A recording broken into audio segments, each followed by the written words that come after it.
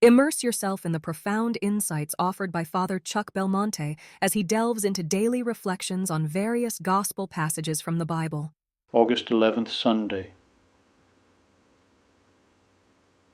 Why is the Lord the living bread that came down from heaven?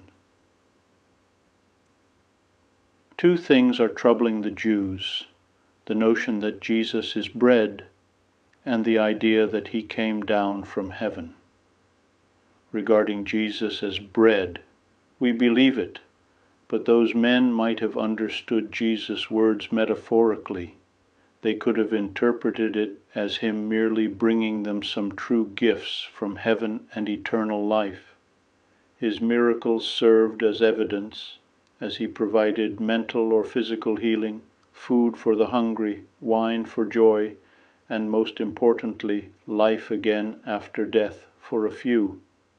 As for him coming down from heaven, we comprehend this, but the Jews might have seen from heaven as him being sent by God, similar to John the Baptist or one of the prophets. They may have believed that he was formed in his mother's womb to be a messenger of God. Once again, Jesus' teachings and miracles served as evidence for them to take this claim seriously. However, their argument was based only on their knowledge of Jesus' human ancestry and relatives. They knew Saint Joseph and they knew Our Lady. In response, Jesus answers, "No one can come to me unless the Father who sent me draws him, and everyone who listens to my Father and learns from him comes to me." These words could have been interpreted by them to mean that if they had an issue with Jesus, it was because there was something wrong in their relationship with God the Father.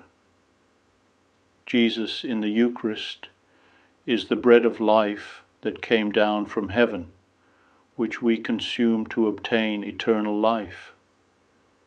The celebration of the Eucharist in the Mass has been the center of the Church's life since Christ's command to do this in memory of me.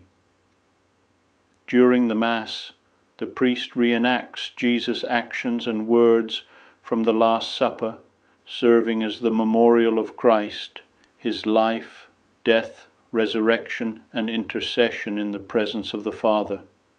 By memorial, we don't simply mean remembering.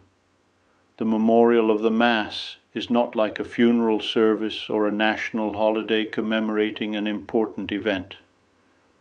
Instead, the Mass as a memorial means a real participation in the original event.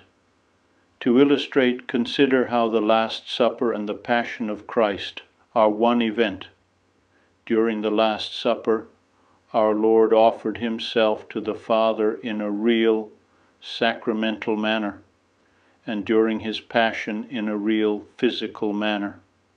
In the Mass, we are participating in that original, unique event in a real, sacramental manner. The Church requires the faithful to participate in the divine liturgy on Sundays and feast days, and, prepared by the sacrament of reconciliation, to receive the Eucharist at least once a year, preferably during the Easter season. However, the Church strongly encourages the faithful to receive the Holy Eucharist on Sundays and feast days, or even more frequently, such as daily. Once one fulfills the minimum requirements, why not strive to do more?